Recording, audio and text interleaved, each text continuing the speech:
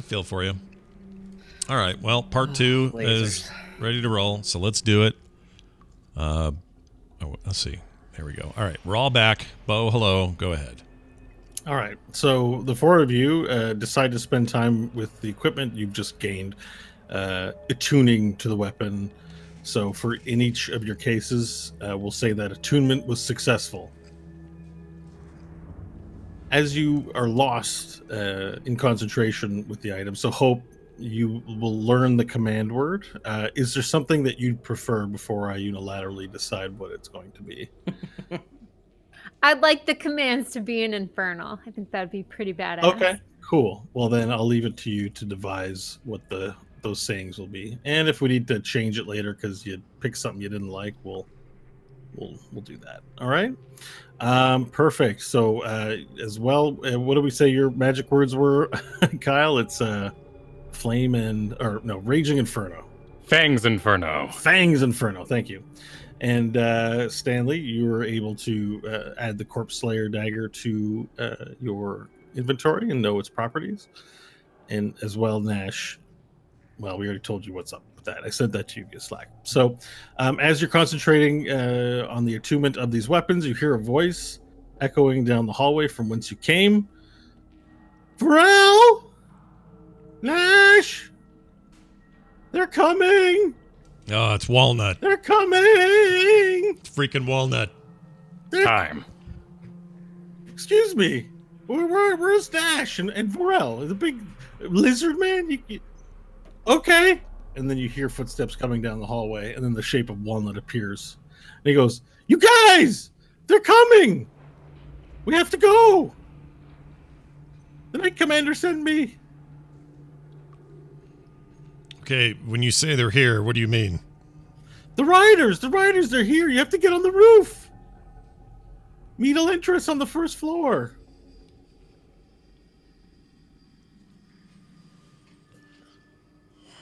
Well, don't be so... what's wrong with you guys? So this teleportation circle is going to avail us nothing. Hey, Walnut. Yeah? Do you have a line on some quick to get? I have gold, some quick and easy to get chalk and inks infused with emeralds and jewels. Well, the High Priest might have some of that stuff. I'm not really allowed to work with reagents yet. All right, never mind. Well, do you want to ask the High Priest? I mean, we can. It doesn't sound like we have time. If the enemy's at the gates. They're at the gates. It's time to go. All right, let's get moving. Come on. He's standing at the doorway yelling, come on, endlessly. Lead the way, Walnut. Okay. And then he sort of salutes you, and then he takes off down the hallway, running. Do you guys run, or do you guys walk? Hope will run. All right, Hope takes off down the gate as well. Yeah.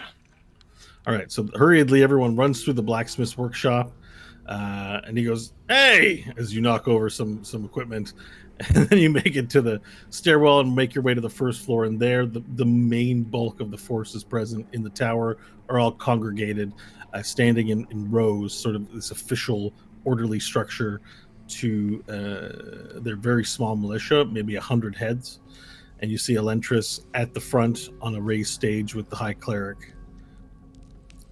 And she waves at you, and you run past the rows of soldiers and make your way to the front, looking up on the dais about them. And she says to you, "The time to act is now. The riders are upon us. Stanley, we make our way to the roof for your teleportation. Select who is coming with us." We actually believe we have a different way. We're going to be doing the reverse gravity up the side of the tower. And this is the best way? I believe so, yes. So that means we must exit through the front gate, after all. Yes. And upon exiting the front gate?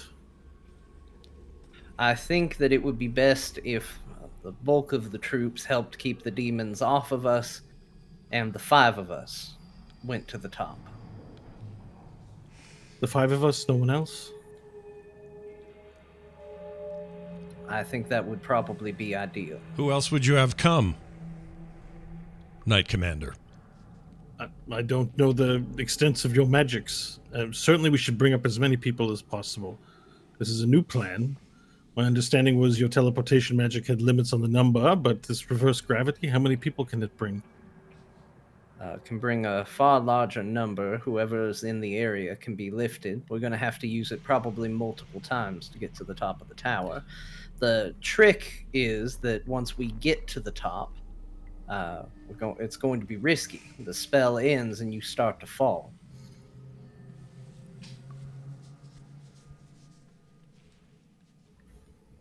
But by the time we get to the top, surely we can... What's the plan once we get to the top of the tower? We get with the Pegasus Riders and we make our way. No, but once we reach the top of the gravity well, do we jump? Do we grappling hook? How do we get... Grab the side of the tower. All right, you heard them, men and women of the Obsidian White. Today is our day. We shall be victorious. You shall live and you shall die in the name of Euphemius. One thing is certain, and that is that good will overcome all. Huzzah! And then the whole crowd just raises up their swords and they all yell out, Wah! And with that, Elantris looks over to a man who's by the gate, who's got the turny pulley thing, and she goes, "Open the gates!" And the gates begin to... The big, heavy doors begin to sidle open, and you can see through the crack light of the sky begin to shine in, and you can't really see out for a minute as it's too bright.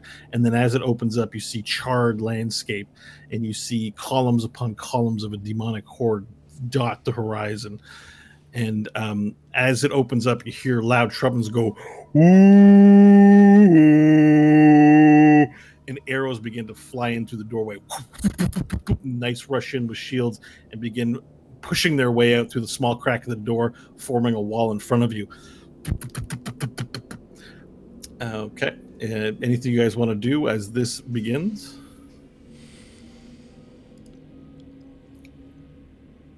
I don't think so. Just follow out with a Elantris. Okay. Stay close together.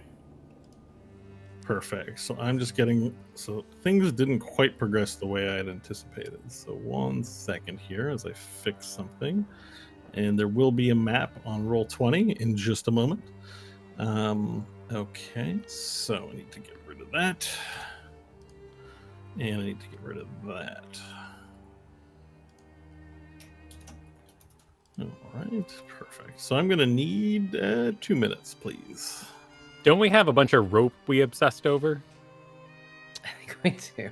Yeah. Do we have 100 feet of rope? Because we could have We have at least 2 of you teleport up.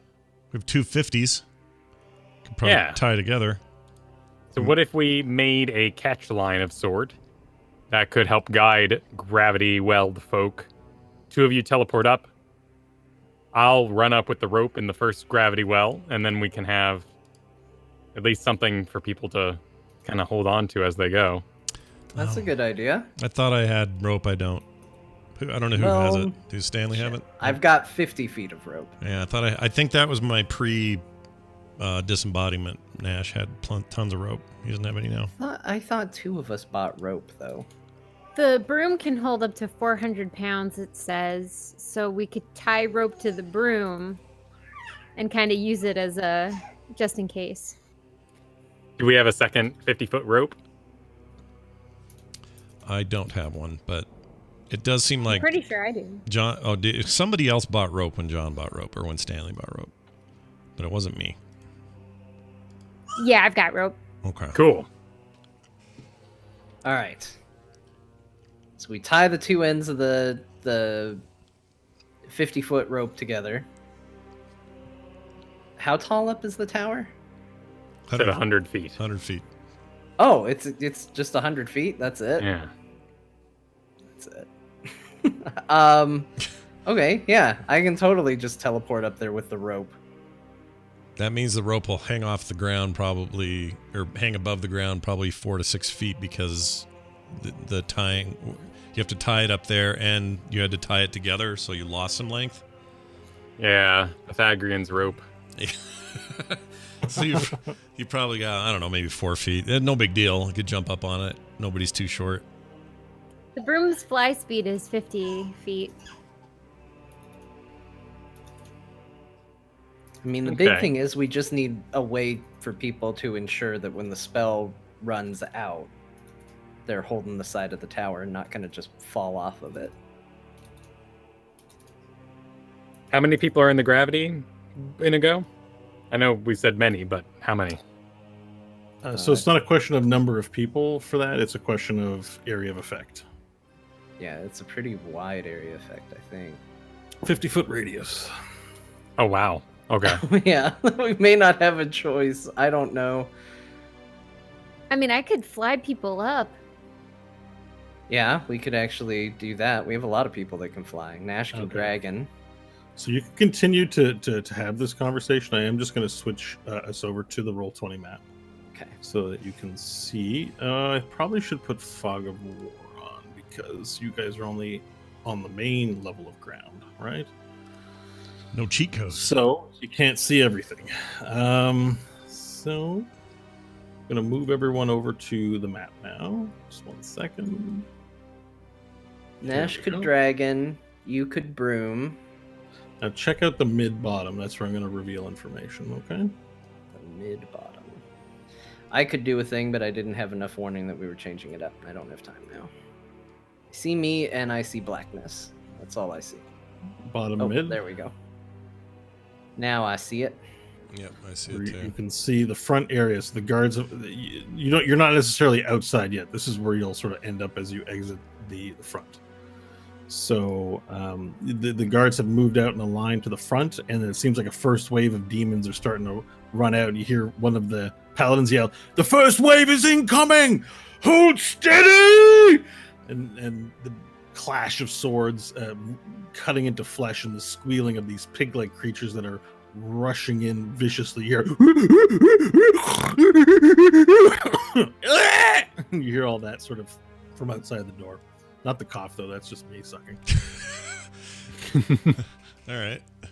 Yeah. So you can continue your plan, but now you have the full visual, a little bit of a visual of what's going on so far. Oh, she's right about there only being 5 of us. Jeez. Look at this.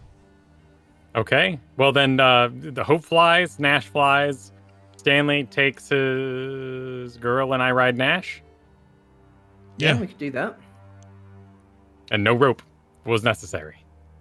Okay. So sorry. Who's on the broom? Hope. Just Hope. Just hope. No one wanted Okay. to ride with her. How? What are the other rides? I'm gonna teleport Elantris. And using Varel's the going to scroll of ride. Dimension Door. Yeah, Varel's going to Okay. ride me. One quick thing here, table talk. I could go dragon and everyone fits on me if that saves us anything. Well, you fly really slow, don't you? You Um, may want to dragon anyway. 'Cause oh, you mean like my fly- hover flight is slow? Yeah, you're right. Isn't it like 10 feet? Yeah, it'll be slower with Varel on me, so I think maybe that is a good idea. Yeah. So Or it'll we take can you about a minute teleport. to get to the top. A minute in dragon form? Yeah, or I could give you the scroll of Dimension Door and we could both teleport. I think that's best tactically because we don't want to show our cards if we got a dragon and we're going to have to, talk to corrupt paladins or something. I agree. I'll Yeah. use the spell slot. We'll There's do that. also you could jump off the side and feather fall down potentially. Oh, once we're up there. Yeah, once we're up there. Just saying as another option. Just I know because you were thinking along teleportation. We just lines, don't. but We you don't got want them to that. know that we have a dragon just yet. Okay. Yeah. So All right, I hand All right. I hand Nash the scroll of Dimension Door, and I say, "Take Varel," and here goes the last scroll of Dimension Door. Got All right. So after that, there's no more dimension door. Well, yeah, except I can cast it, so. Okay, I'll, but there's I'll no more take the scrolls. Elantris. Yep. Okay. yeah, end of So scrolls. where? So Hope, you're going to be able to fly up. Nash, where atop the tower I know you can't see, but there's, a north side, a south side, which you can see the south side. That's where you are. Is there some area of the tower that you prefer to teleport to? I mean, Same with you, Stanley. I mean, I've seen it from the air when we came down on it. I would probably want to try and not be right at the edge. Okay, To in the try middle. and break, You can teleport to the middle if you want. essentially break line of sight, so to speak. Yeah. Yeah, I'll do that. You don't need line of sight, I think, for Dimension Door. You Or don't. do you? You don't, but it can go wrong if It something can go wrong if unexpected it's is in there. space. Yeah. Okay. Nash. So Stanley's moving to the middle. Yeah, We'll say he mentioned that to you. Yeah, I would aim for something similar. I don't want to land right on top of him or anything, or do any. All right. I don't want to do Cool. like Ron Silver and Time Cop and touch ourselves. I don't get that reference, but I'm sure. You just got to it's see funny, Time Cop. yeah. You see Time Cop, you'll totally get it. It'll be fun. So, can you both describe the spell and how it takes place? John, you want to do yours? You want to do yours first? Yeah, so I basically step back, ensure that Elantris has the chest, because Mhm. I'm guessing that's what it is on the Yep. map next to She her. she had it floating beside her, and as you guys walked out, she was guiding it like almost like a power glove, like with her left hand. She was moving it along with her. Right. I reach back, put my arm on hers, and say, "Hold on tight," and then just explosion of mist, Nightcrawler, like gone. Nash. I take the scroll and I read it. Do we have actual text somewhere for that? If we don't, easily, then I won't worry about it. No, you just usually make up a rhyme and say that that's what the scroll. All right, here's what the scroll says. We're about to embark on a brand new caper. I will now read the words on this paper. We want to go super high. So come on, Varel. Be a nice guy. Poof! And we go. All right. So the four of you all poof out of existence and make you're now standing atop a raised platform in the center of the tower, which you should all be able to see. Hope, describe your journey from the bottom to the top on your on your broom. Broom. This is so crazy. So she's gonna make it look like she's not saying anything at all, but she whispers something in Infernal to the broom and like kicks off the ground and throws it underneath her as she. Okay, and you just rides rock it up. Yeah, Takes 12 vertically. seconds. You can move 50 feet per second, I think, with that thing. So in 2 rounds, so 12 seconds, you'll be up at the top. Badass. All right, so And when she gets to the top, she'll kind of arc onto over it and then kind of like jump off the broom. So she lands as the broom would land, but on her feet. Okay, perfect. Very So you cinematic. make it to the top and you land onto the roof. We should probably give you a broom thing because you can command it remotely, right? Yeah. All right, here's a broom for now. Do you have a name for your broom? Not yet. Okay, so we're just going to say broom, Hope's broom. Okay, perfect. Well, there it is. Okay, you fly to the top. The rest of you upon the raised platform at the center of the tower see Hope, float up to the top and hop off in that cool way she described. Okay, so you look out immediately on the horizon, and to the northeast, you see dotted along the horizon these what looks like these large birds, but you only see black silhouettes. Elantris points out immediately, and she goes, there they are. And as she points out, looks around, then you both, Stanley, you in particular, with your excellent perception, scan the horizon for anything else, and it's very cloudy. So you don't see much else except to the south. You see a squadron of demons take to the air as they fly out from the columns. These large green-bodied things, and then behind it, this blackened horse with a rider atop it flies up as well from the column. And they're much closer than the Pegasus, and they begin rising to the sky and flying in your direction. You have mere seconds to make preparations before combat, they're about to make contact. What do you guys want to do?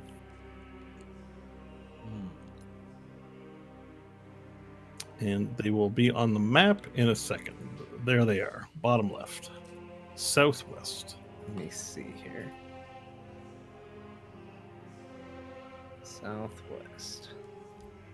There's some business in the northwest corner. Can we see that?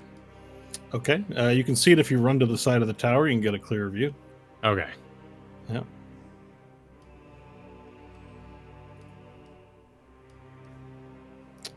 Okay, so you as Stanley makes out what's on the horizon, you run to the corner and look at the ground below and see that there are hordes upon hordes of demons and devils and all manner of creature. From very far away, you just see them organized. You see torches, war banners. You see the trebuchets and catapults. But very much closer, you see that there's these advanced sort of small groups surrounding the tower, kind of lying in wait and hiding. But you see a large, like a giant, a behemoth of a creature, almost half the size of the tower, standing with a big, large flaming whip and yelling at what some of these little pig-like men. And yelling orders at them, and they're like moving around and trying to obey his commands, but you're not quite sure what he's telling them to do. But those are on the ground, 100 feet below.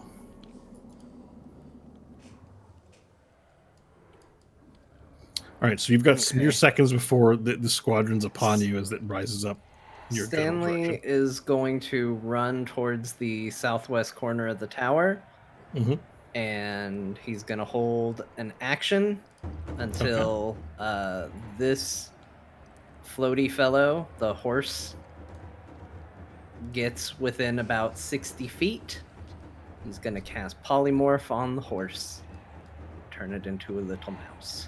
Okay. Aww, perfect. It's adorable. All right, so you have an action ready. Anyone else readying anything before the combat assuredly begins? I'm going to spend a bonus action to ignite my sword, Fangs Inferno. All right, your sword lights up. To your right, you see the Knight Commander Elantris take out from her belt. She puts her shield down, and she takes out from her belt this handle. There's no sword on it. And then she clasps it in both hands, and she says, "Euphemius, give me strength." And then this large column of white light extends from the hilt. Just this holy light that appears that it's cutting into the fabric of reality itself illuminates from her sword. And she raises it up in the air towards the oncoming enemies in defiance. And she goes, "Ah!" And she lets out a battle cry. Stanley, or Hope and Nash, just waiting for your pre-combat instructions. I'm going immediate dragon right now. Okay, so do you yell anything, or is there any dramatic performance? I just go, I'm always angry, like the Hulk did, and then I go. All right. Then All right, you turn to a dragon atop the White Tower. Yeah. Hope, you notice as I'm going to move your character back. Sorry, let me put that. You notice as you step on the tower again for a second time that it doesn't appear to be harming you or pushing you off like it did the last time. Hope's going to assume that's because she still has that spell on her. So anything you want to do on the horizon, there are these large green beings with large bat wings that are flying in your direction, and they appear to be commanded by this other green being on a black horse. Cool. Hope will wait until the first demon or evil thing that reaches the edge of the tower there, she's going to take a shot at. So what she's doing effectively is taking cover, and it's not a raised platform, right? It's a down, and then there are some walls to hide behind. It's down. That part that you're in is sort of down for a little bit of cover. Perfect. So she's going to use that as cover and then snipe what she can from behind cover. Perfect. Okay, excellent. And I'm just going to show you guys a visual, some art here that help you depict it. What's astride the horse with flaming mane? It's black. It looks like this. Oh. And the beasts with it look like that. Wait, where are you putting this? In Discord. Oh, All right, perfect. All right, so let's get some initiative rolls. oh, those are awesome.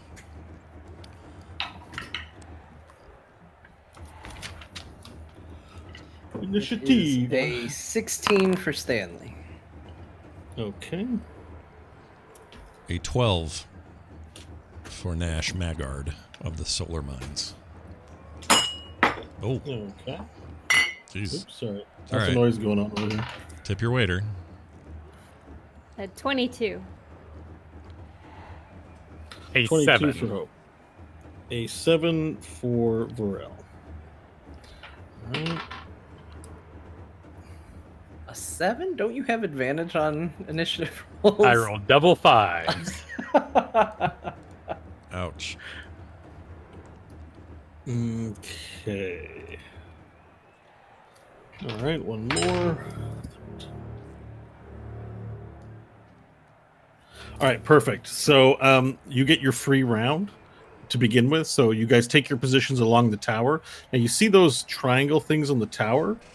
Those are vision spots. So the tower has these raised things, so you can duck behind them for cover and shoot out. So they are kind of covering. You can't just walk off the side kind of thing. That's a gate. Or Okay. whatever Okay. that rampart, you know what I mean? Ramparts, Like the right. stone. Right.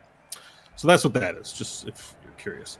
Okay, so they're flying in a V formation towards the top of the tower. They're going to reach the tower far sooner than the Pegasi will. You're up first to make your free attacks. So let's start with Hope. You have the highest initiative.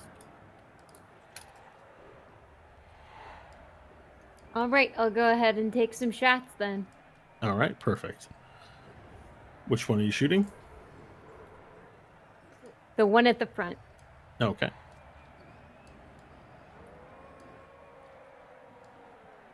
First is a 15. Okay, that would be a miss. All right, second is a 19. That's a hit. Awesome.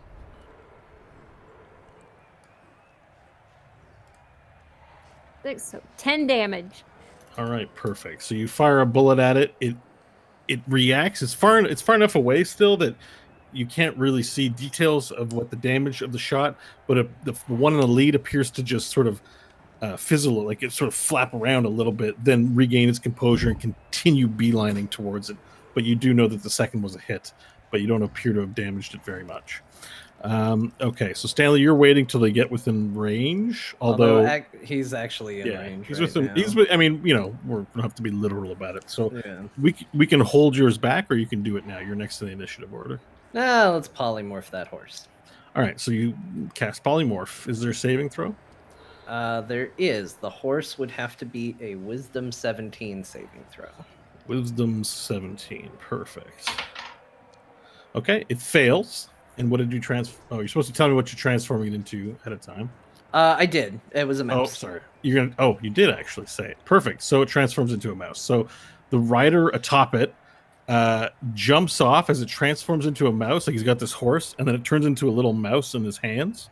So there's this long thing, like the whatever it is horse riders hold that he was holding on to, that is still the same size, but it turns into a mouse and immediately falls to the ground. So this is gone, and the green creature atop it stays afloat. So he just sort of floats off the top of the back of the horse and continues flying with the squadron that's heading in. Oh no, a superfluous horse. Host. Host. Host. Takes energy to fly, you know. He was conserving.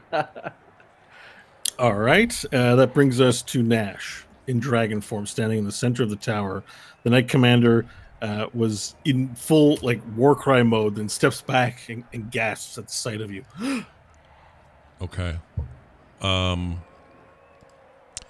What I would really like to do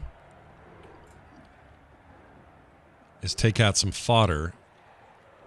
So this front row out here. Sorry, let me highlight. Whoops. These guys. Yeah. I may not be in position though. Hold on. Those are way down on the ground. We're up in Oh the yeah, air. they're 100 feet Yeah. away, aren't they? Yeah, everything's down on the ground. The only things that are up in the air is in the bottom We're left here. dealing These are with flying these fellas. to your. All these are flying towards your direction. All right. There's 5 of them, In that plus the small one in behind, who appears to be some sort of squadron commander. His horse was just turned into a mouse. Okay, I will fly my maximum, which I believe is. Hold on. It should be 60 feet in dragon form, I believe. Yeah. Shit. Oh, it's hard to see the squares there. I'll change the color of the grid so we can see it a little better. Oh my gosh, why is my thing freaking out? It's not working right. All right. How many feet did you say? 60 feet. That's what I So thought. 12 squares. All right, so yeah, about there, right? Right about there? Yeah, that's 60 feet. Okay. I will. Could I have gone here? That's more than 60? That's more than 60. Okay. Shoot. Okay. I'll stay there. All right. I'm going to cast acid breath. Actually, I take that back. Let me do, because what I'm trying to do is get more than one in this shot. Hold on 1 second. I thought originally you made it to there. Is that wrong? I did, but it won't matter because acid breath. It's just 12 squares. Yeah. It won't matter because acid breath's going to do its business regardless. Oh. Okay, hold on. I have to remind myself when I look up. Black dragon. Okay, here we go. Yeah, you're. I'm going to do, let's do acid breath. This does a 30-foot line, 5 feet wide, each creature in that line. So I am aiming for trying to nick a couple of them. I guess if he's still up there. This one, the little dude that got his mount changed. Can I still hit him, or is he falling independently of all this? The length is 30-foot line. So, yeah, whenever you can trace 30 foot from you, that's who's going to get hit. All right, we're going to do that. And let's see. It's a DC 14 dexterity saving throw from you, please. Okay, perfect. So let me just make sure. So it's hitting one of the green creatures and the commander in the back. Correct. All right, so the front guy fails. Okay. And the second guy fails as well. Oh, I love it. All right. This is the sound it makes. Okay, and then here's my damage, which is formidable. 11d8. All right, here we go. I thought that was the number you were No, saying out loud. yeah, 11d8. I rolled 11d8. They're dead. That would be pretty funny. All right. Hold on here. Sorry. 1, 2, 3, 4, 5, 6, 7, 11d8. Okay, here we go. 40 damage total. All right, and that's acid damage, right? Acid damage, correct. All right, so you fire out a jet of green-red flaming fire as you yell out, as you know, in that dragon form, the way that you just make this sort of battle noise, and you shoot out a line of fire towards these two, and you are shocked in horror as it appears to do nothing. It just coats them, and they appeared almost to be flying faster. As you breathe out the fire, your heart is wrapped in terror as it does no damage to them. That's great. That's a wonderful thing. Okay. Deals no acid? It's acid, right, though? You did acid damage to them, and it appears to have done nothing. Okay, so we haven't confirmed fire doesn't work yet. Got it. Yes, it's acid damage. Okay, awesome. All right, Nash, still your turn. All right. I've used all my movement, so I am going to hold my ground or hold my air and stay there. Hold your air. Perfect. All right, this is the opening round. Varel, you're up. All right, full actions and all, yeah?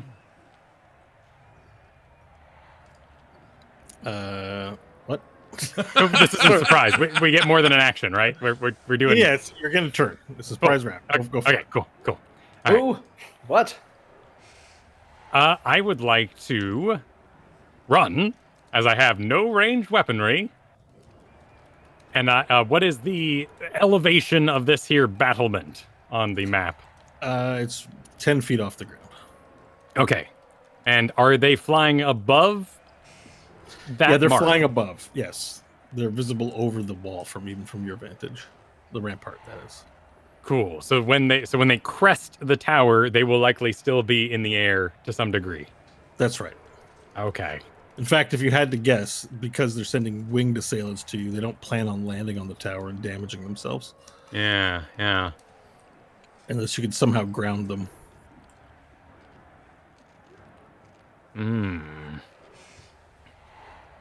All right. I will use my 60 or my 40 movement speed as a barbarian to run over by Hope and yell, "Give me the rope." Give me the rope. Give me the rope, Hope. Hope will give the rope over. All right. I will move it like it's a giant jump rope. So I have a sort of double-handed lasso ready to go. I guess I'll turn off my sword and put it up. So that'll be my bonus. Okay. And I will prepare an action to wha a loop up when they pass over me. You're gonna lasso one of them. Yes. Okay, so I need you to make a stealth check for this ruse to work. Can do. And I put away my sword so I'm not a giant flaming beacon. A 24. Okay, so you are confident that you have hidden successfully and you're waiting for them to fly overhead. The hiding itself is an action, so you can't have readied something. That's So fine. you'll have to wait till your next round to see what's available. All right, perfect. That concludes our setup round. Elantris moves in position atop the podium, moves the chest behind herself, and appears to ready something as she stands there staring down the squadron that's bearing down. All right, now it's a proper round. Hope, you're up. Cool. Ooh, Hope will see Burrell kind of get the lasso thing going. And she'll... So this is what she'll do. She'll say the word with her broom to activate her broom, which I believe is my action.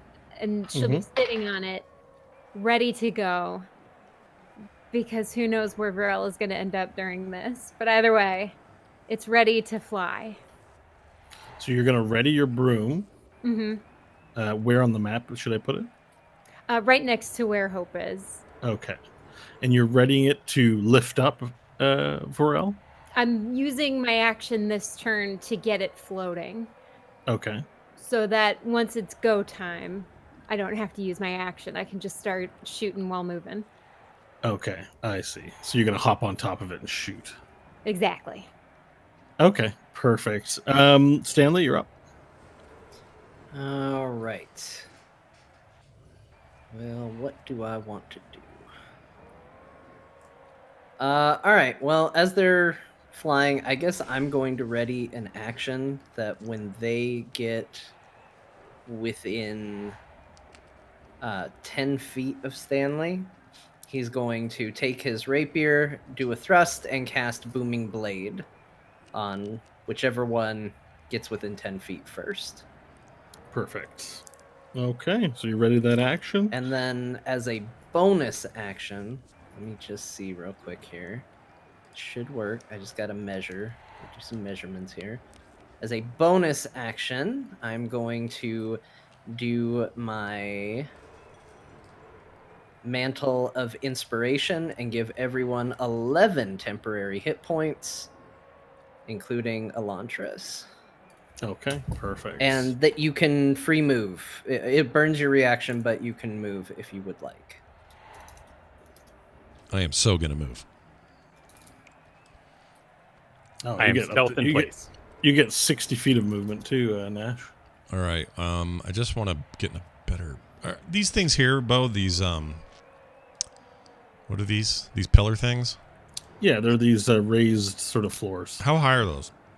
10 feet from the base floor that Vorel's on. Do they... Where Hope is, it's another 5 feet down, and along the side, it's basically any height difference on the map is roughly 5 feet. Okay, so though, but it's not equal to or higher than the ramparts. Those four floors you see on the roof are higher, the highest points, and the dais that Knight Commander Elantris Vess is standing on. Oh, Stanley. Or Elantris Fane, sorry, not Vess. Okay. I was gonna go there, but Stanley moved there. That's fine. Well then, great googly moogly here. I just need to. You don't have to. You can keep your reaction. Yeah.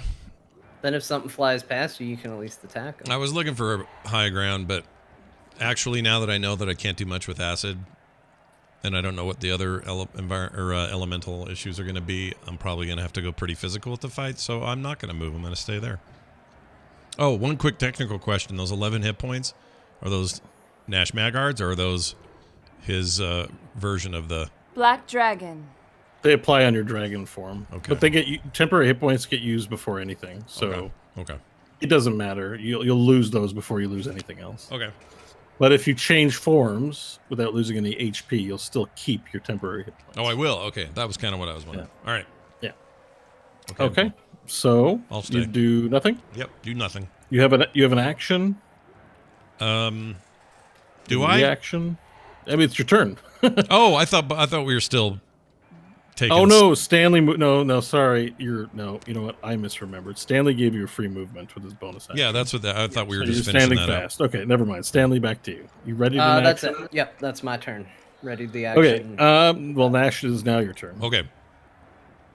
I'm going to not really knowing what I'm up against here. I'm going to take. Let me put this on screen for the chat room. Okay, I'm going to take myself, and I'm going to get up here within striking range, and I'm going to multi-attack this bastard right here. Okay. And let's see, 3 attacks, 1 with its bite, 2 with its claws. Let's do bite first. It's +7 to hit, so I need to roll for hit. Hold on. A 24. That seems like a hit. Okay, that is a hit. Yes. All right. 15. Sorry, hold on. D2. There it is. 2d10 +4. +4 acid. Okay, but are you saying they're immune to acid, so I can't do the plus acid damage on this hit or on this? The acid breath didn't appear to do any damage to it last turn. All right. All right, here goes then. So you 2d10 You're +4. immediately It's attacking normally though, it's right? normally 2d10 +4, but the +4 is there's acid. some acid damage Yeah. component to the bite. Yeah. Yeah. All right. So if it's 15 if you count the acid, it's only 11 if it doesn't work. Okay, so 11 piercing damage. All right. Okay. So yeah, the acid damage doesn't do anything, but you do 11 piercing as you bite into this large creature. These creatures are as large as you, so you meet it head on. Your size. Okay. You run into it. You said 11 points of damage. Yeah. Okay, you take a big bite out of it, and the creature, now that you can see it close, it looks at you and says, "All things must die." Its bite doesn't even provoke any kind of pain reaction. It just almost welcomes your bite as it looks at you with a hatred in its eyes. All right, here's hit Same then thing. for the 2 claws. Are you ready? Yep. 22 to hit. Mm-hmm. Yep. And that +7. Yeah, I got that right. All right, let's see. 2d6 +4 slashing, so I can count that. All right. So 2d4, or no, do I say 2d4? Yeah, 2d4. 2d4. +4 for dashing. Okay, or slashing. 10 total points of damage. Okay. For that one. Okay, you do 10 more points to it. Mhm. It doesn't flinch as you rend flesh with your claws. Its eyes glow and almost welcomes the attacks. All right, final attack. have You one- ready? Yeah. All right. Yep. 17. A miss. Shit. It hits its skin and bounces off. Okay. You nailed it for 2 attacks. Okay, so that's your main attack action. You have bonus action and movement remaining. mean, I can't do much if I move. He gets opportunity to attack if I move, right? Yes, Because I'm right next to him. that's right. There's not much I can do. So I will.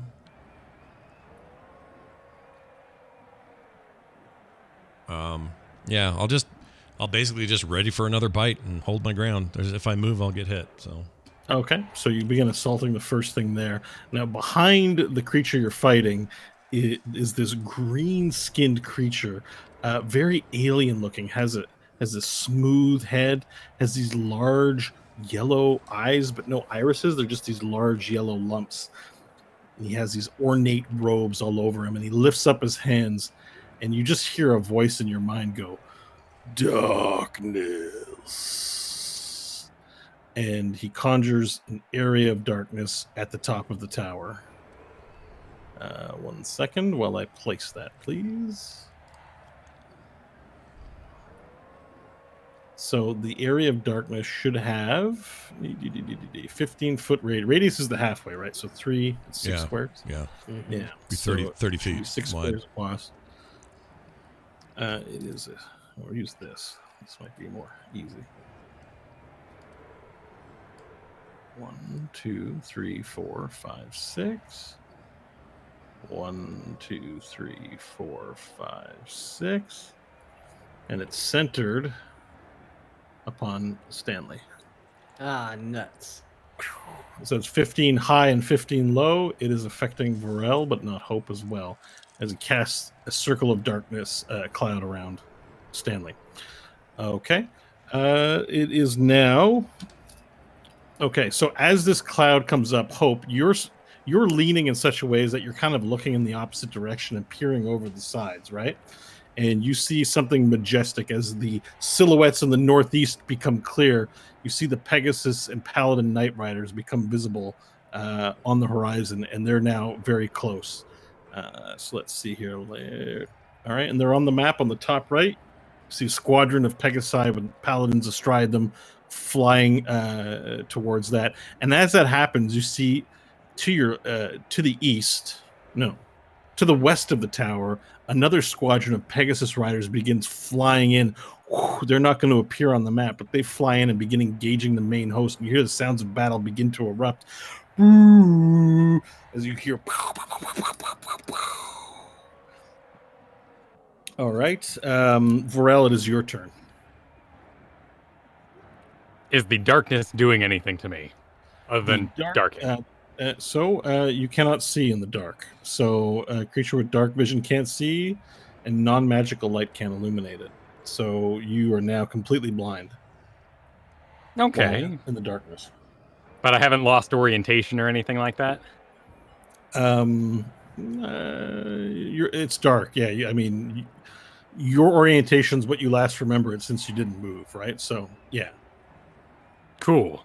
Then, if capable, I would like to place my hand upon the pillar that Stanley is upon and use it to run around the corner and then disconnect using the darkness as cover and get into that corner while maintaining stealth.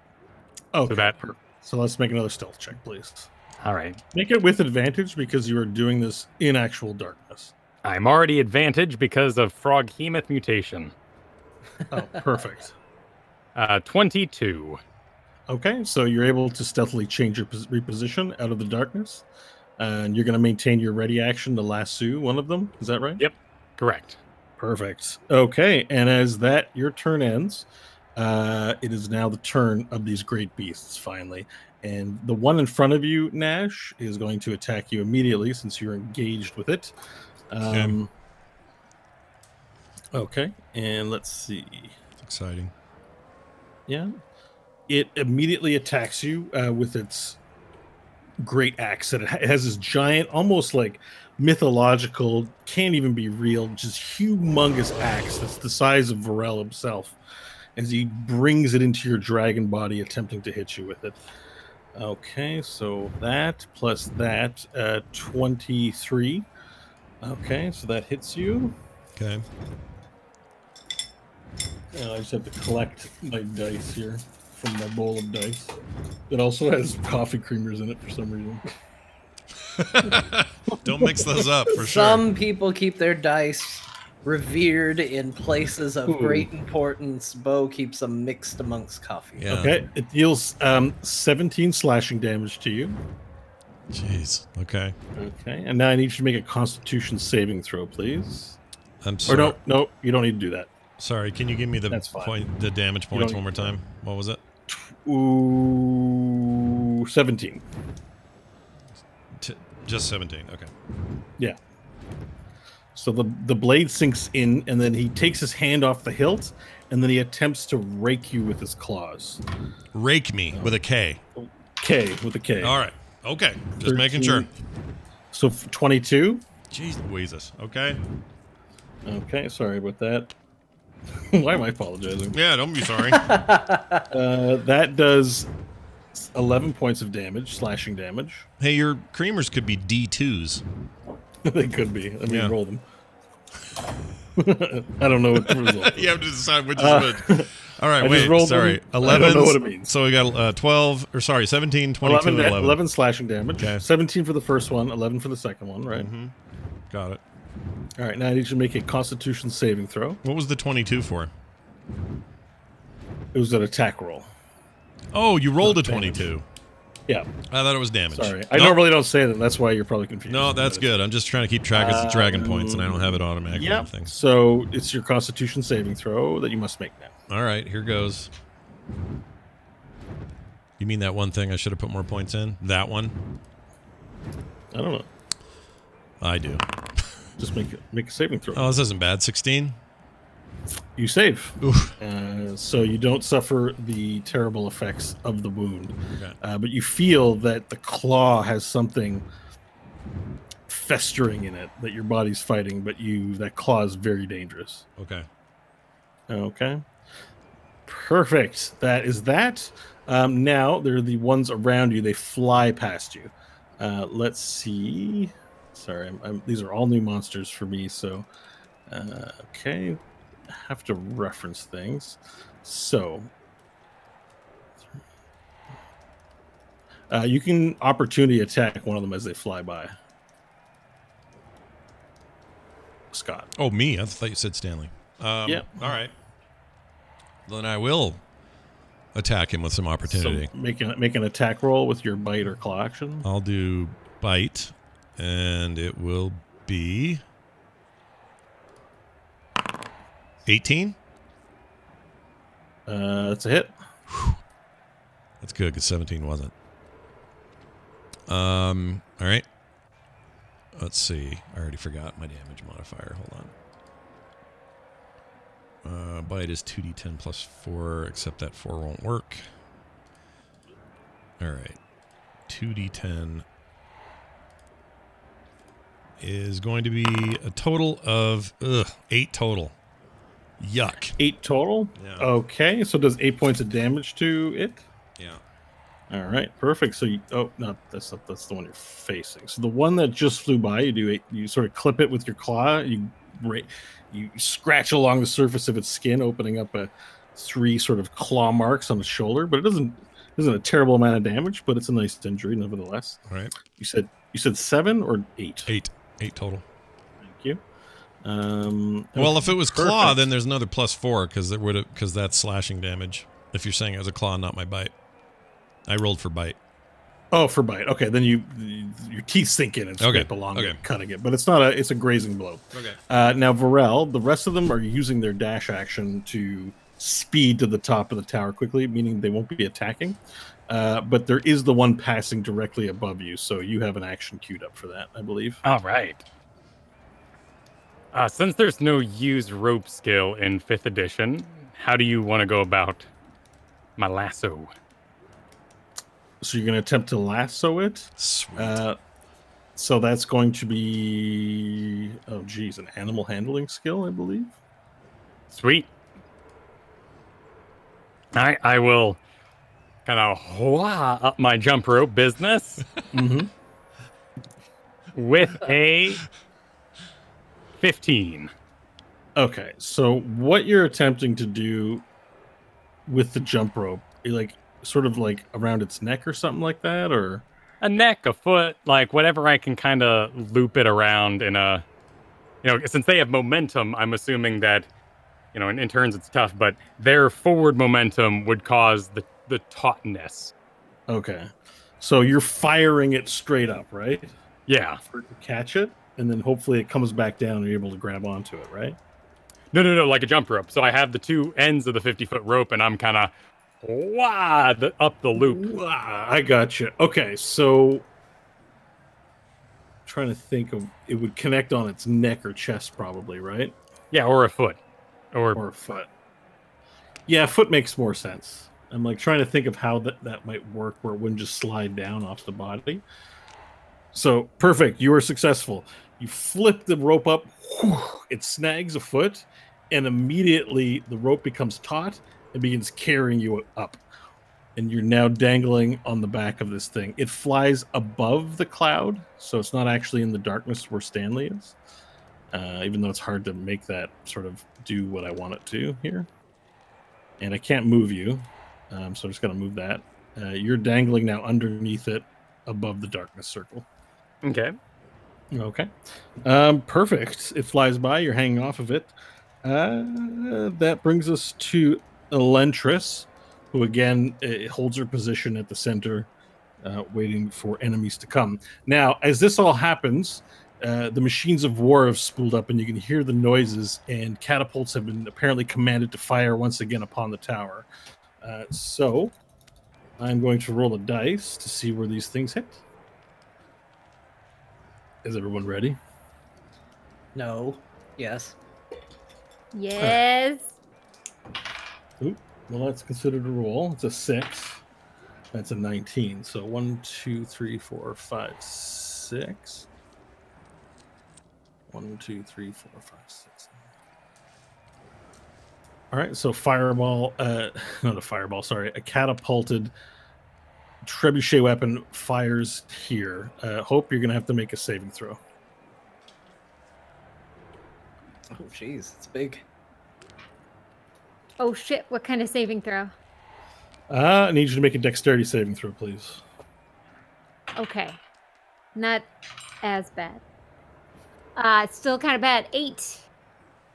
8. Okay, so you aren't able to get out of the way in time. And the catapult hits and explodes in the area around you, and you take... Again, you take 11 points of fire damage. Aha! Half that. Okay, another one hits over here, where there's no one there. And the last one hits over here.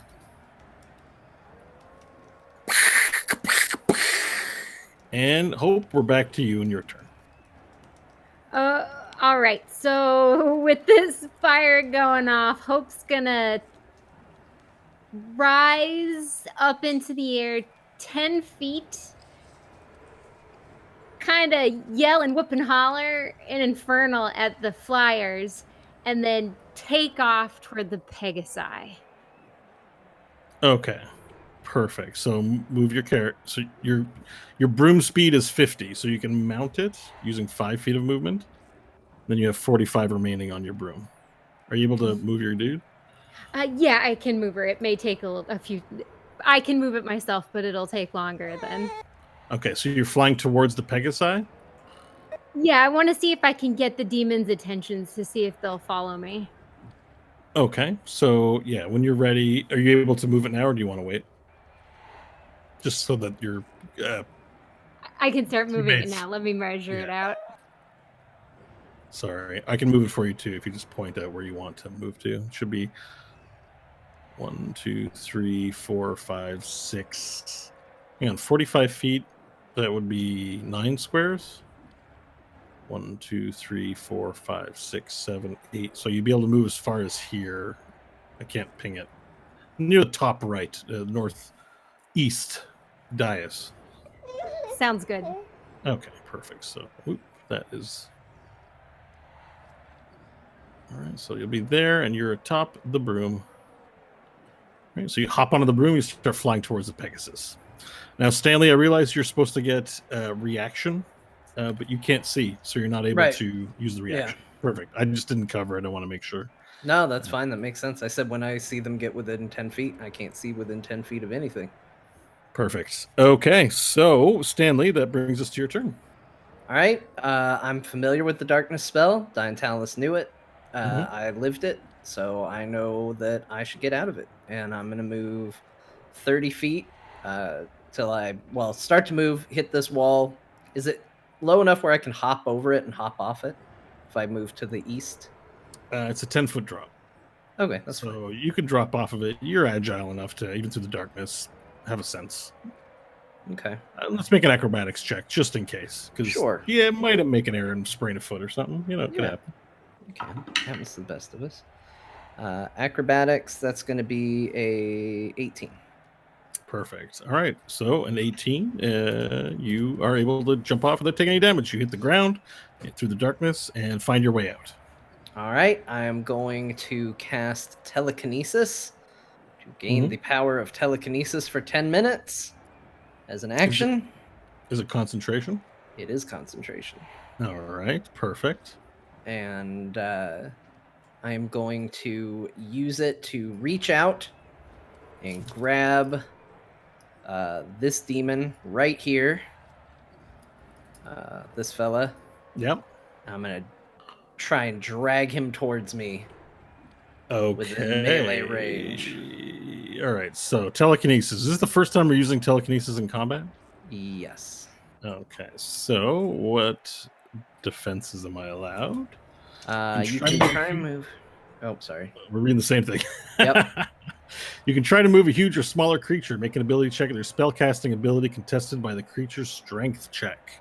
All right. So you make your usual spellcaster roll, right? Yeah. So he's got wouldn't it be he has to beat a 17, or am I rolling? You roll and okay. add your modifiers. It's not quite. It's an ability check, but it's your spellcasting ability. So that would be your proficiency. You know, your proficiency and modifier kind of thing. Just a normal plus 9 spell attack. Oh no, you'd use +5 for modifier. I think that's but then wouldn't it also be proficiency as well? Proficiency applies to attacks, not skilled. I don't see why it wouldn't. Yeah, add your proficiency to it. Either way, I rolled a natural 20, so it's either a 25 or a 29. No, it's not a attack roll, so the 20 right. is an auto win, but it's strength check. So I'll make the strength check for the creature, and he's got a good modifier, but not enough to beat your 20. What did you say, 23? On the low side, it would be 25. 25. Okay, so you win. All right, drag him within melee range. Okay, so you bring him right up in front of you, and this guy's as big as a house. Now he's floating. That's fine. Are you keeping him floating, or are you bringing him down to your level? I'm bringing him right face to face, close enough to stab with a dagger. Just to so spoil he what has I'm to be about to do to him. He has to be standing on the floor, right? Yep. Okay. So you go to bring him in closer, and he lands on the floor, and as soon as he hits the floor, he goes, yeah! And he explodes into white light full of guts. And dexterity saving throw, please. Uh-oh. Oh, well, I just killed him, so I mean, I'll happily do this. Oh, that's not good. That's gonna be a 10. Okay, and you're covered in a pile of the smelliest, foulest guts. There's like intestine wrapped around your head, and just all manner of biology covering you completely. Like, think of those movies where the character just gets completely covered in slop. That's you right now. You explode. You brought it right in front of you, which is clever, and it hit the ground, and the momentum is in your direction. So you just went, you know, you're like it's like a Warner Brothers cartoon. It's just guts, and you see these eyes blinking in the guts. Oh no, it's worse to Stanley than damage. It's awful. But oops, that's still there, but it dies. It explodes before you, dying instantly against the surface of the tower. Okay, that's my turn. All right, perfect. That means Nash, you're up. All right. Can you remind me that in our past discussions, have we ever allowed for me to cast other Nash spells while in dragon form? Yep, you have full access to all of your spells in dragon form. All right. All right. I currently have inspiration, so I'm gonna use it. And oh no, that isn't gonna matter for what I want to do though.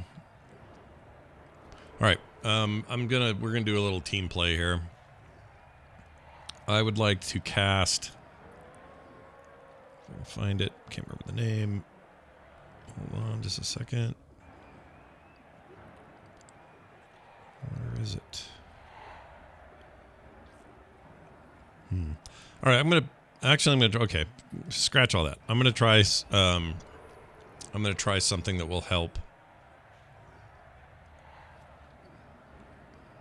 Potentially help Varel. So this one to his left, that's not attacking anybody at the moment. It looks like it's gonna join in. I'm gonna cast Banishment on it. Okay. This sends him to another plane of existence. Has to succeed on a charisma saving throw or be banished. The charisma saving throw is a 16. All right. So let's see.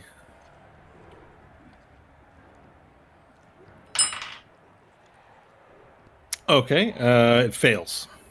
Awesome. I'm going to cast this.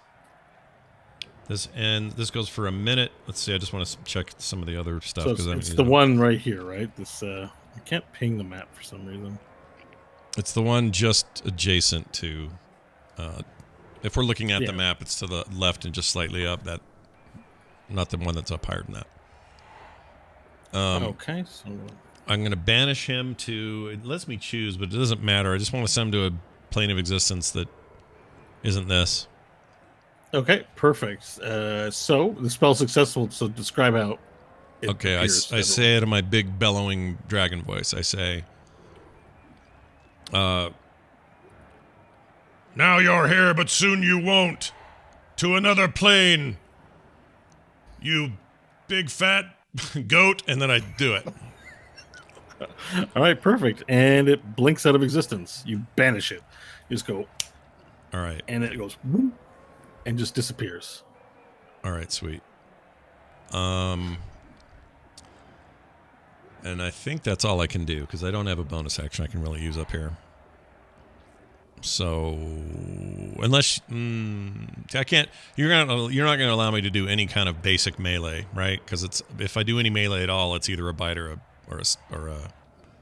claw, right? With dragon form. What? Can I ever do basic melee attacks that have nothing to do with bite or claw? Like I would if I was Nash with a sword. What would be your basic attack? That's my question. Like I don't know what it would be. So everything you have on you transforms into the dragon form. So it's not like you have a little toothpick that is your quarterstaff that you can use. No, I understand that. I guess what I'm saying is you can fight with any weapons you have available to you as long as they exist. Okay. Magically or otherwise. So right now you have claws and a bite. You don't have any other weapons on your person, so I don't know what other attack you'd want to make. I have a cool tail. That's kind of what I was getting at. Can I? Okay. You want to whip it with your tail? I want to whip it with my tail. You can do that. It'll be for less damage. Okay, that's fine. I'll let me roll for hit. Okay. Is there anything you're intending with the tail hit, or just trying to smack him in the head as hard as I can? Maybe blind him. If I can get him in the eyes, it'd be cool if I could blind it. Be for bludgeoning damage. Yes. You're trying to blind it? Well, that's different. You can attempt to blind someone without doing damage, potentially, if you want to poke it in the eye with your large tail. Is that still just going to be a normal roll? It depends. You describe what you want to do, and I'll figure out how we get there. It isn't really that you have only 3 different types of attacks. You tell me what you imagine. So my tail has a bunch of sharp ridges on it. It's in segments. And I want to take that thing and try to rake it across his eyeballs, so that, or at least an eye, attempt to blind it. Yes. Okay, then make an attack roll, please. All right, here we go. That would be a 19. Did you add any modifiers to your attack roll? None. None? Okay, so you have to... The attack roll always includes modifiers, so you'll have to include your strength modifier with that. I have no strength modifier. I have 0 Is it strength dragon? modifier. Oh, Your dragon has strength. That calculation is taken care of conveniently for you in the stat block, but it's always that same formula. no, you're right. So the +7 to hit is just going to be its +4 strength plus its proficiency, Right. for example. So we'll just add +7 to your attack roll. We'll All just right. make it even with everything that's here. Okay, so that's 9. So that's 26. 26. Okay, perfect. So you smack it, attempting to poke its eyes and blind it. And so roll damage dice. Roll 2d6, please. 2d6. Damage dice. Yeah. Okay, here we come. 2 double ones. I got snake eyes. Okay, and he's going to roll a saving throw. Sorry, what? You got 2? 2 points damage. I rolled a 1 and a 1. Oh, okay. All right, perfect. And the creature does not save, so you take your tail and you stab it in the eyes, and it goes, "Ugh!" And it just sort of it stops for a second trying to see, and it can't see, but it doesn't really seem to be deterred. It spends a minute worrying about that, and then it's reinvigorated and looks like it's about to swing wildly at you from wherever. It doesn't need its eyes to see you, Okay. but it is blinded. Okay. All right. So that Mission creature's accomplished. currently blinded. If What it- else would you like to do? That's it. That's your action. No Yep. movement or bonus actions. Nope. Okay, perfect. And that brings us to the being behind the being you're fighting. So I'm just going to put some sort of blind thing here. A ninja face will help remind it, right? All right. So this creature behind you, Nash. Just need a second. I'm using all kinds of stuff I've never used before. Okay. That creature goes invisible. Oh. Okay. And you can no longer see it. Great. He just whoosh vanishes from behind, sensing. You almost have the sense that it senses it's kind of in danger, that its numbers have dwindled, and it changes invisible. So you can no longer see it. These things are OP. All right. Now the Pegasi in the corner approach closer. So as this battle continues, the squadron starts coming in closer. Let's make sure we get them all here. All right. Begins flying in. 1, 2, 3, 4, 5, 6, 7, 8, 9, 10, 11. Okay, so yeah. So it flies in closer, and they're now above the tower, flying ever closer to Knight Commander Elantris. Excuse me, Vorel, you're up. All right. Got the tiger by the tail. Yes. Have we moved? Has he taken a turn since? No, they're next on the initiative order list. Okay. I did witness what happened with Stanley's prey, though. Yes. Stanley's prey hit the ground and exploded. Oh, you're flying above the darkness circle. You can't see it. Okay.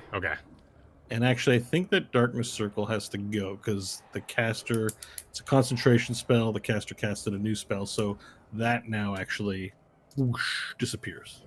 Okay. I've been dragged, but have I been elevated above the ground? You are dangling above the ground, yes. Dangling so far that this You're battlement- a couple of feet off. You're just taking off. He hasn't moved yet, so you're caught up in his momentum. Okay, cool. So I got my 2 ends of rope. What I want to do is tie a knot to make a noose. So 1 knot, on the rope. Okay. So that as I grab so one hand ties a knot, the other hand holds on to the rope I have, and as I slide down, it'll noose that knot. Okay.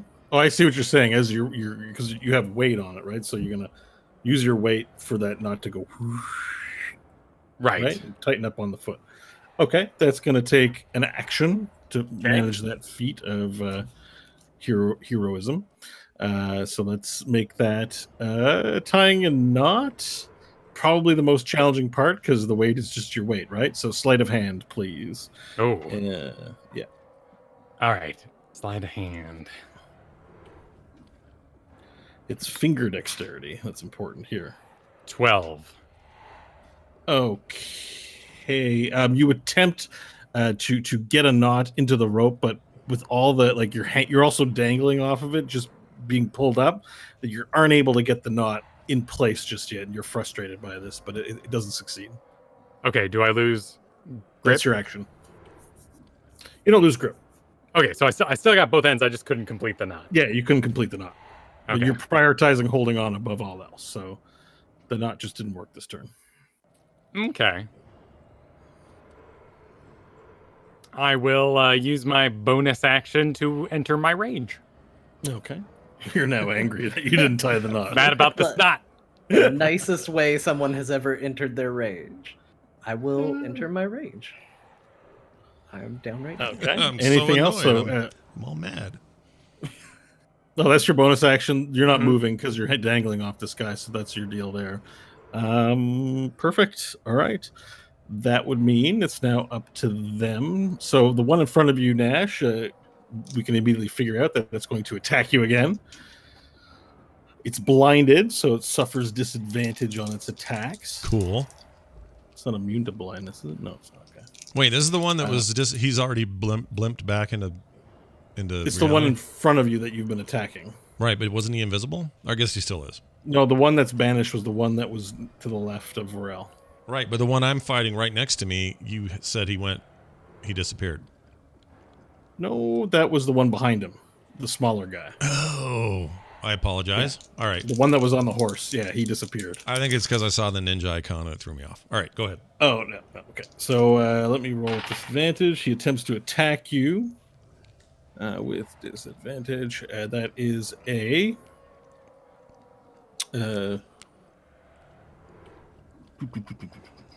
21. Oh, That's a man. hit. It's definitely a hit. Okay. It attacks you with its great axe, trying to sink it in. It does 20 points of slashing damage. Okay. Do you know how much HP you're at? I can note it and roll. Yeah, I was going to just do the math real quick because I've been tracking it. So we are at, hold on, 17 plus 11, 20. Total of 48 damage minus from 127. 127, yep. Total. You 127. said 48 damage? 127 minus 48. So that's 79 damage. Or sorry, 79 hit points left. HP.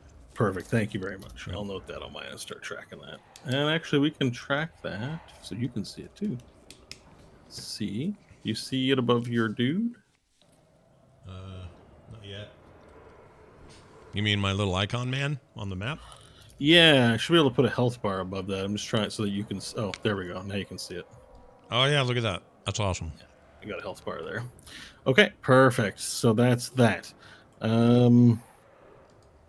So it attacks you once with the axe, sinking in. It hurts. Then it again attempts to take its claws and to sink them into you again like it did last time. But it is with disadvantage. Oops, that's damage dice.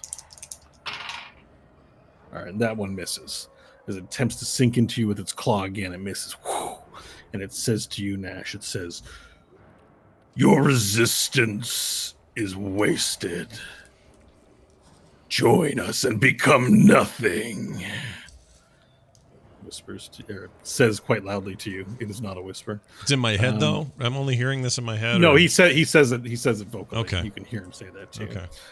So the one that's flying above you, Varel, it notices you're clambering on, and it flies more a little bit towards the center, but it recoils up, and it attempts to pull you up by the rope. It sees that you're dangling on, and it grabs the rope and rolls an athletics check.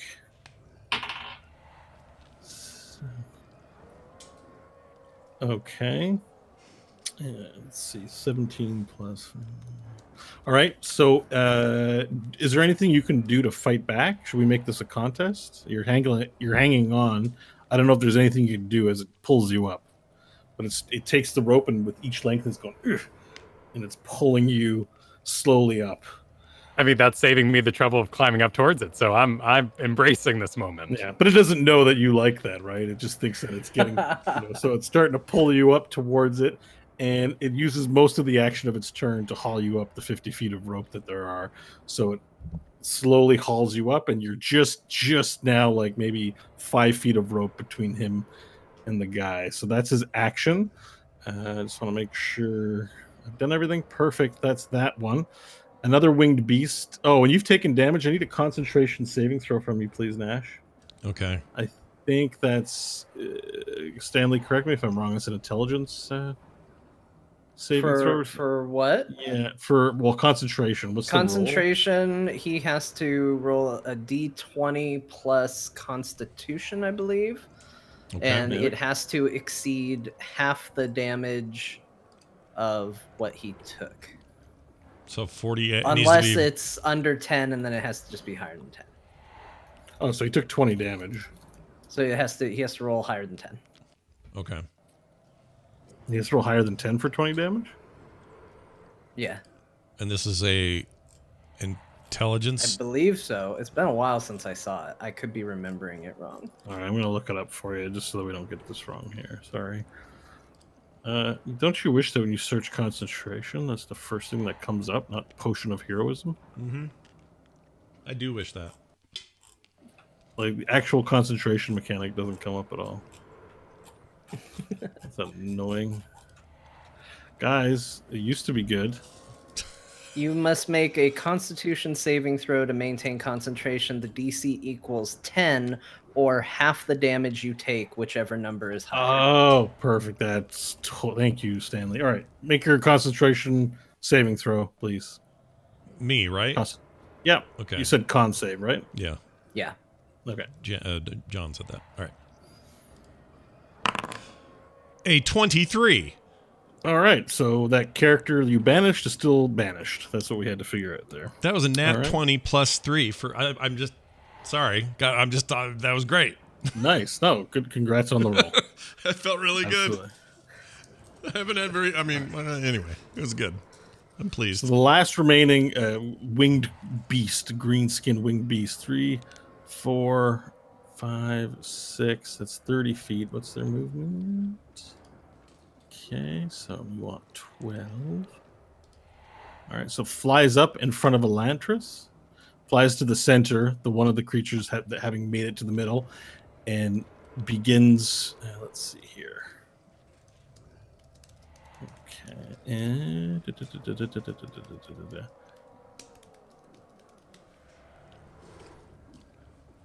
all right, he's just going to attack her. All right, so he descends upon her with both hands on the axe overhead and is trying to cut her into 2 separate pieces.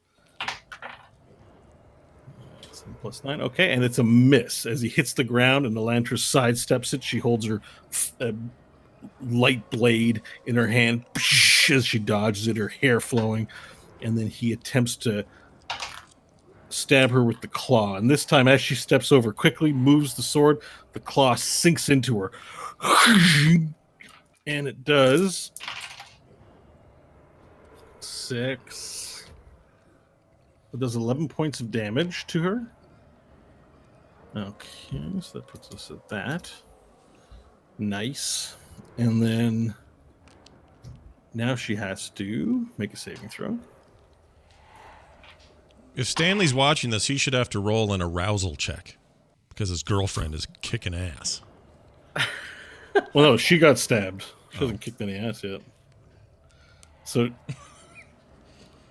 that would be a different kind of arousal. I don't know what turns Stanley on. I have no idea. All right, it stabs her, but she passes the saving throw, but still he's able to get claws into her.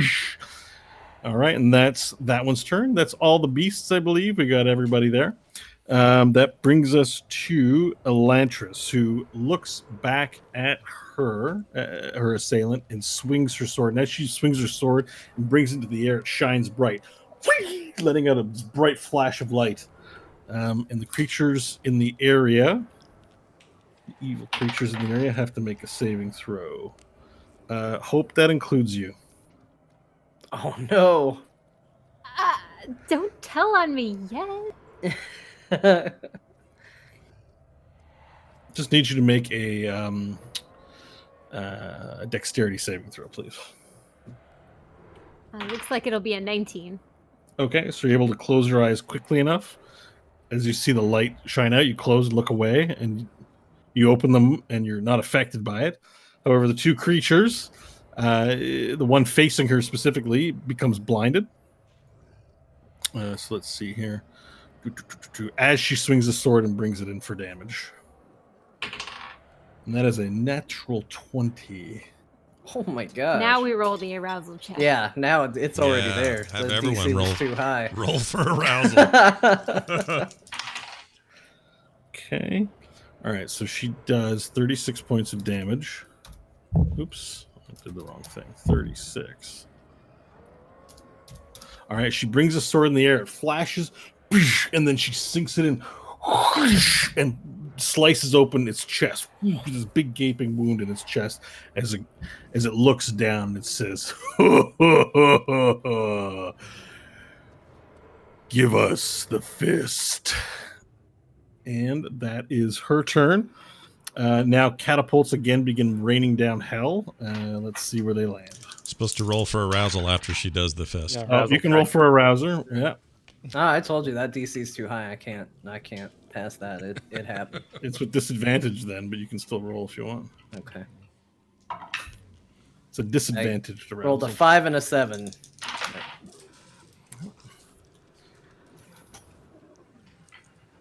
All right, the next one lands here. And the last one lands up here. All right, it's missing everyone on top of the tower. Lands over here. Okay, perfect. Now, this time you've detected, Stanley, that your magic for the polymorph has worn off. And so you are able to concentrate again. Oh, Let's I'm see. sorry. That would have gone away as soon as I did the telekinesis. I should but have it clarified. It fell to the ground. Now, when something falls, I believe the damage carries over into their main form too, right? Yes. Yeah. You don't just survive because you fell as a rat and then, well, I've got a new HP pool and it doesn't affect me. Like, it spills over. So we can be reasonably confident that whatever creature you polymorphed is now dead. Okay. More upkeep on my end because there's a lot of moving parts in this encounter. We move back to Hope at the top of the initiative roll. Sweet. So Hope's gonna look back and she's gonna see that those assholes did not follow her. And she's gonna get very, very frustrated. But then is it fair to say that she can look at Stanley and deduce what Stanley did? To deduce what do you mean? Pulled Deduce what he did. something onto the tower. Oh yeah, you saw that for sure. Throughout the periphery of battle, everyone's paying attention, right? Looking around, seeing the football field, know what's going on. You saw that. Okay, cool. So now I have another question about the broom. Can I move and dash for a second move? Can you move and dash for a second move? Yes. Yeah, you can dash on the broom. That means you can't use an action, right? So your action Yes. is the dash. Okay, so here is my grandmaster plan. Seeing what's going on, seeing what Stanley did, I'm going to see Varel hanging on to the creature in the back. And I want to ride basically a hypotenuse, an angle upward, so that I can position myself above that monster that Varel is on. And then I will spend my action surge, I believe it's called, for a third action to dive bomb and see if our combined weight can push that thing onto the tower. Okay, so you want to fly up into the air. Yes. And like dive bomb it from the top. And Yeah. but the intent isn't to do damage, but to knock it in Yes. to the thing. So you notice it's being kept afloat by its wings.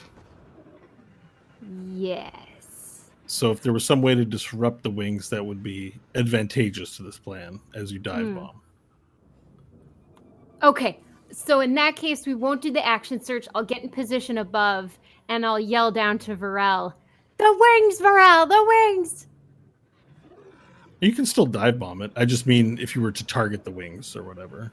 You know what I mean? Okay. Yeah, I see what you're saying. Okay, so in that case, I'll still yell the wings, and I'll start the dive bomb and hope that Varel helps in some way. Okay. So the ground, I'm just going to measure the distance between you literally, right? So I just want to see here. Where's the ruler option? So it would go. So it's 50 feet. So you can fly to it as part of the movement. And you're going to arc, right? So you want to use the dash action for height. So since you're not dive bombing it this turn, so you can get 50 feet of height on it. Is that what you want to do? Yes. Okay, so you're now floating above it. At 50 feet of height. Now it may move during that time. One of the things you could do too, Hope, is you could fly up high into the air with your 50 feet, and then as a reaction dive bomb it. Because you don't know where it's going to be. If you fly above it now, it's going to move position probably, right? As it struggles to battle with Varel. Yeah, totally. But I can just move along with it. Okay. So that's what I'll do. I'll hover above it 50 feet and kind of move along with it. So Varel, you see behind the creature as it pulls you up, Hope flies up behind it into position for a dive bomb. You got that? Awesome. All right, Stanley, you're up. All right. Having had much success, Stanley is going to move 30 feet over to here, and he is going to use telekinesis once again to try and grind this creature down into the tower. I did look it up in between turns, and the spell attack or the spell modifier is spell casting modifier plus proficiency. Okay, perfect. So it's the +9, right? Yes. So we gotta have. This is a saving throw. This is versus the strength of the creature. Got it. Okay. Yes. So we gotta have a contest. All right, let's have a little contest. Yeah, contests are fun. Time. Okay, that's not bad. That's gonna be. Okay, and sorry, it's a strength one, right? No. It's gonna be 26. I got 15. All right, he gets grabbed. He gets grabbed, and you're pulling him right down to the ground. Yeah, so Stanley just comes around the corner. Darth Vader's theme plays. He just puts the hand out, and he just forces it down and just grinds him face first into the tower. Okay, and as you grind him face first, he goes, "Darkness will descend upon all of."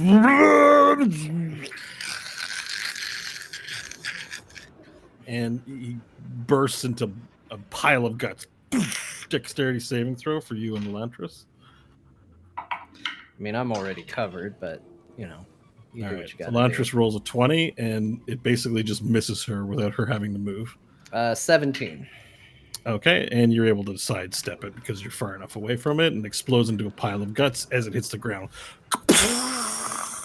Now she has to roll the arousal roll. Okay. With advantage or just with advantage? That's pretty sexy. And that natural 20. Boom. I don't know what that means, but it's I don't know either. Good or bad? Yeah, I don't know. Well, for arousal, so she succeeds in being aroused. All right, okay. So it's a double positive. She's very, very. She couldn't not be aroused. Very primed for critical arousal. Yeah. Critical arousal. That's it. All right. Okay, Nash, you're next. All right. From this vantage point, fearing for my friends. This one above Varel is in what shape now? Is he hurting? This one up. So Varel's hanging off of it. Yeah. Skipping rope style off its foot. Although he's right close to it because the creature's flying in the air and pulling him up. And Hope is 50 feet above, and you can tell she's about to dive bomb this creature. All right. Well, it's not going to hurt either way to do this. I would like to first move. I know I'm going to get an opportunity of attack here, but I don't care. I want to move because if I run out of juice while I'm up here, I don't want to fall to my death. Okay. I need to be over here. Opportunity attack happens. 11 plus. The modifier is 20 for a hit, I'm assuming. Yes. And it swings at you with its claw, which you know is bad. It does 11 points of slashing damage, which I can mark right here, right on your dude. Marking my dude. So puts you to 68 points of damage, or HP left, rather. Yep. Excuse me. And you have to make a saving throw, please. Okay. Constitution saving Constitution saving throw. Mm-hmm. Okay, hold on. Wrong tab. Where are we? There we are. An 18. You saved once again. Barely. It's the claws cut you.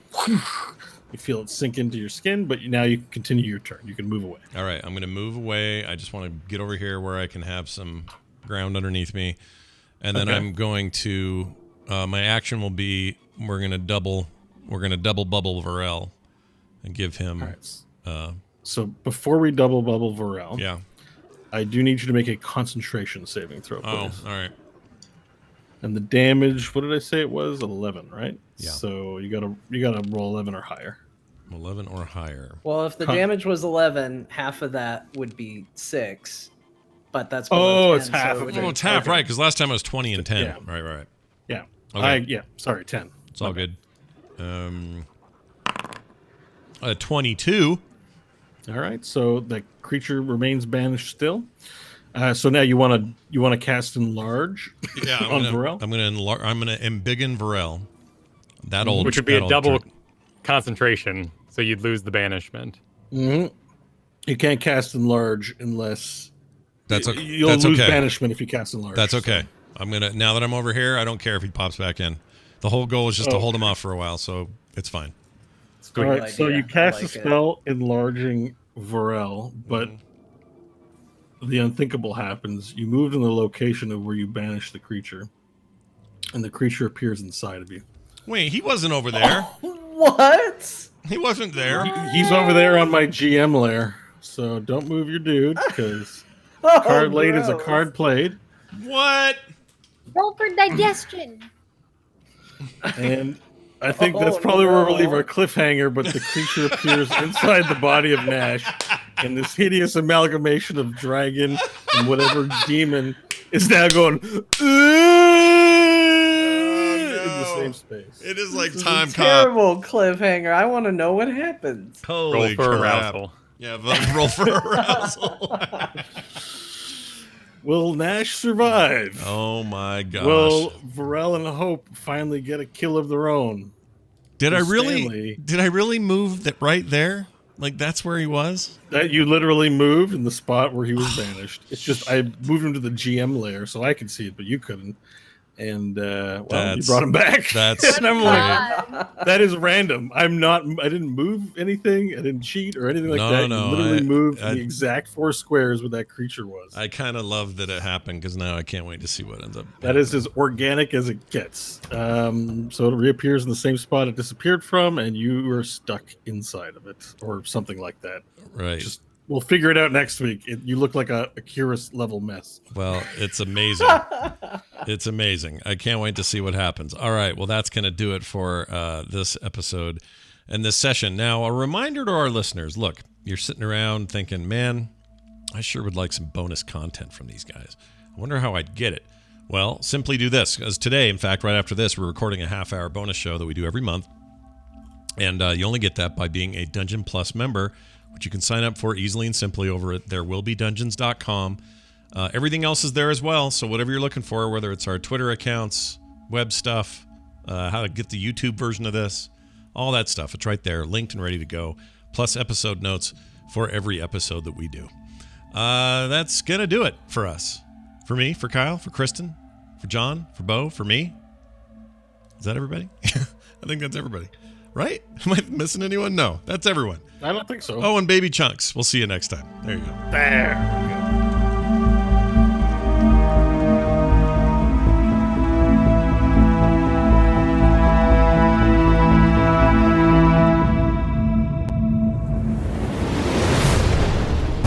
go. This show is part of the Frog Pants Network.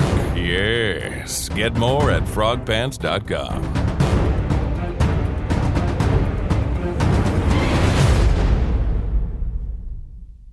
Good one. Yeah, this is a